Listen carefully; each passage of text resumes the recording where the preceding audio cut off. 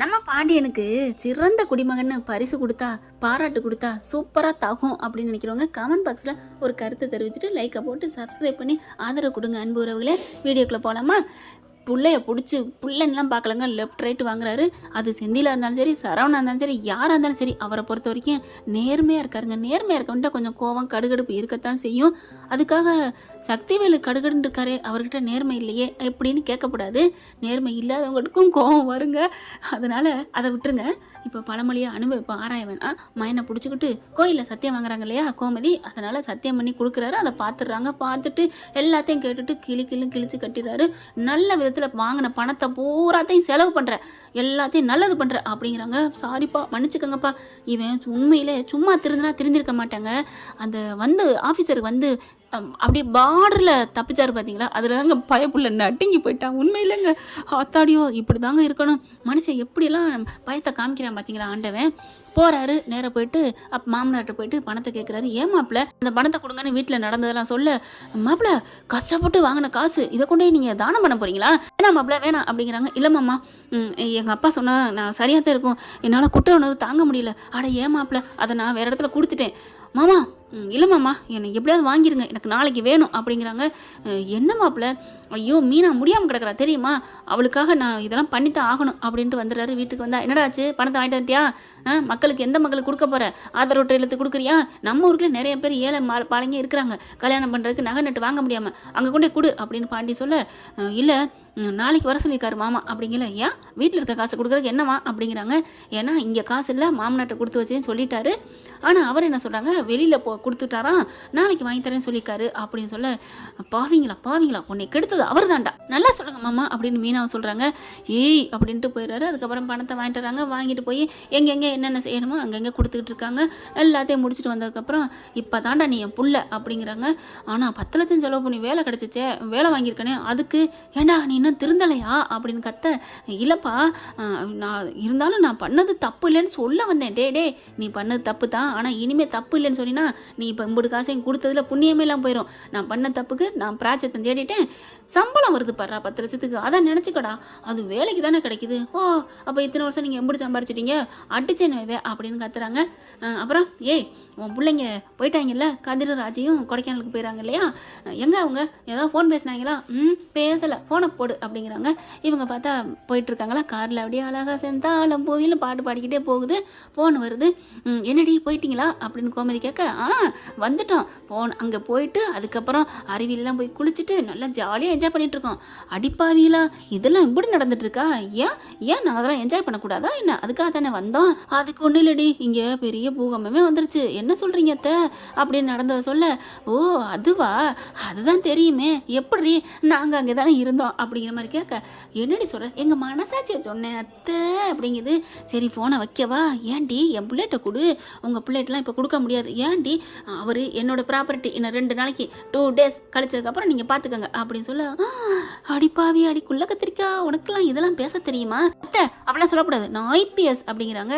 எங்கடி அம்மாவன் உங்கள் மயன் அப்படின்னு எட்டி பார்க்குறாங்களா, அங்கே உட்காந்து குடிச்சிக்கிட்டு இருக்காரு. எம்பளை அந்த பழக்கம்லாம் இல்லடி அவன்கிட்ட. ஐயோ அத்தை, அவர் டீ குடிக்கிறார் அத்தை, போடி போய் ஃபோனை கொடுறி. ஃபோனை வேற கொடுக்கணுமா அப்படின்ட்டு கதிரு அப்படின்னு போக, என்ன ராஜி வா டீ குடி வா அப்படின்னு கூப்பிட, இல்லை யார்கிட்டையும் பேசணும் உனக்கு தோணுதா கதிரு? பாத்தியா என்னென்ன பேசுகிறான்னு அப்படின்னு கோமதி அங்கே பேசுது. ஏன் திடீர்னு இப்போ கேட்குற இதை பற்றி? ஒன்றும் இல்லை கதிரு, வேறு யார்ட்டாவது இங்கே ஜாலியாக என்ஜாய் பண்ண தானே வந்திருக்கோம், யாராவது குறுக்க போன பேசணும் அப்படின்னு பேசினா கோவம் வருமா உனக்கு? வராதா? வரும் தான், எதுக்கு இப்போலாம் ஃபோன் பண்ணணும்னு கேட்பேன் தான். அது உங்கள் அம்மா வரந்தா, எங்கள் அம்மா வரந்தானே, ஆட்டுக்குட்டியாக இருந்தேனே, யாராக இருந்தாலும் சரி, அந்த ஆண்டவனே இருந்தாலும் சரி, அக்கில் அங்கிட்டு தள்ளி விட்டுட்டு நம்ம என்ஜாய் பண்ணணும் ராஜி. எதுக்கு அதெல்லாம்? அம்மாவை தான் ஆட்டுக்குட்டியாது, நான் பேச மாட்டேன். ஆட்டா பாவி, அங்கே செம்ம காண்டாகிறாங்க கோமதி. அப்போ அத்தை பேசினாலும் பேச மாட்டீங்களா? ஆடா அத்தை நொத்த செத்தன்ட்டு, அதெல்லாம் விடுமா, நீ வா பக்கத்தில் வந்து உட்காரு. கதிரு இடுப்பில் பிடிக்காத. ஏய் நான் எப்படி இடுப்பில் பிடிச்சேன்? இப்போ தான் பிடிச்ச அப்படின்னு சொல்லி தோளில் தாண்டி பிடிச்சேன். எதுக்காக நீ பேசுகிறது ஒன்றும் சரியில்லையே அப்படின்னு சொல்ல, இல்லை அத்தை பேசுனா அப்படின்னு சொல்லி மறுபடியும் இழுக்க, என்ன அத்தை அத்தைன்னு ஓயாமல் சொல்கிற? இல்லை அத்தை லைனில் இருக்காங்க, அதான். அட்டி பாவி அப்படின்னு சொல்லிட்டு ஐயோன்னு ஓட போக பிடிச்சி இழுக்கிறாங்க. லைனில் இருக்காங்க அப்படின்னு ஸ்பீக்கரை போட, நீ குடுறி அவன்கிட்ட ஃபோனை அப்படிங்கிறாங்க.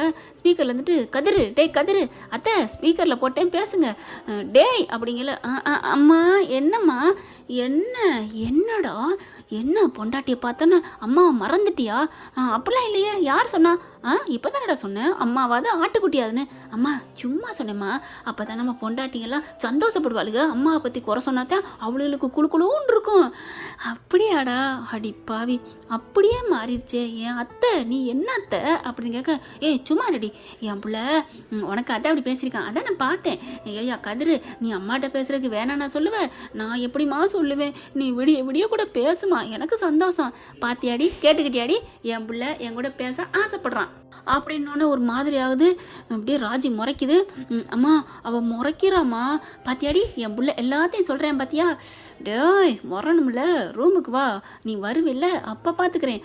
அம்மா ரூமுக்கு வந்தா என்னை பார்க்க மாட்டாளா? இல்லைம்மா பார்த்துக்கிறேன்னு சொல்கிறா, அதான் பார்த்துக்கிறேங்கிறால, அப்புறம் என்ன உனக்கு சந்தோஷம் தானே? சரியா நீ சாப்பிடு, நேரத்துக்கு அப்படிப்போ இப்படிப்போ, நீ ஒரு படத்தில் உச்சா போனியா அப்படிலாம் கேட்பாங்க இல்லையா, சூர்யா படத்தில், அந்த மாதிரி கேட்க, சரிம்மா அப்படியே புழு மாதிரி நெளிகிறாரு, ஃபோனை வைக்க மாட்டேங்குதே அப்படின்ட்டு, மாட்டேனியாடி மவனே, என்னமோ ரொம்ப பீத்துனீங்க ஆத்தாளுமையனும் அப்படின்னு கதிர் காதுக்குள்ள போய் ராஜி சொல்ல, எல்லாத்துக்கும் காரணம் நீ தானடி, ஃபோனில் அம்மா லைனில் இருக்காங்கன்னு சொல்லியிருந்தா நான் இப்படி பேசியிருக்க மாட்டேன்ல, இப்போவும் லைன்லாண்டா இருக்கேன். ஐயோ அம்மா சாரிம்மா. அப்போது நீ சொன்னதுப்புறம் பொய்யாடா? அப்போ ராஜி காமிச்சாதான் உண்மையா? இல்லைம்மா அது வந்துமா, பேசாத ஃபோனை வைடா அப்படின்னு வைக்கிறாங்க. ராஜி பார்க்குறாங்க, போச்சா எல்லாம் போச்சா அப்படின்னு ராஜி சொல்ல, கதிருக்கு செம்ம கோவம் வருது. ஒன்று அப்படின்னு சொல்லி துரத்த ஆரம்பிக்க, அங்கிட்டு ஓடுறாங்க. சார் டீ காசு கொடுக்காம போகிறீங்க? இல்லை அந்த தர்றேன். ஒன்று நுழலாகி அப்படின்னு சொல்லிட்டு ஓடி போய் காருக்குள்ள உட்காடுறாங்களா. அடுத்து காசை கொடுத்துட்றாங்க, வண்டியில் வந்து உட்காடுறாங்க. இவங்க என்ன பண்ணுறாங்க, கதிர் காருக்குள்ள ஏற ராஜி கீழே இறங்குறாங்க. என்ன இறங்குற, உட்காரு. நீ என்ன திட்டுவ, ஏன் திட்டுனா நீ வாங்க மாட்டியா? இதுக்கு முன்னாடி நான் திட்டுனது இல்லையா? அதுக்கு முன்னாடி திட்டுனதா, ஆனால் நீ என்ன அடிச்சிட்டினா, ஏன் அடித்தா வாங்கு, புருஷன் தானே. அதே எப்படி புருஷன் அடித்தா பொண்டாட்டி வாங்கணுமா? நான் ஐபிஎஸ், எனக்கே ஒரு புருஷன் அடிக்கிறான்னா அப்போ மற்ற பெண்களுக்கெல்லாம் பாதுகாப்பு யார் கொடுக்குறது?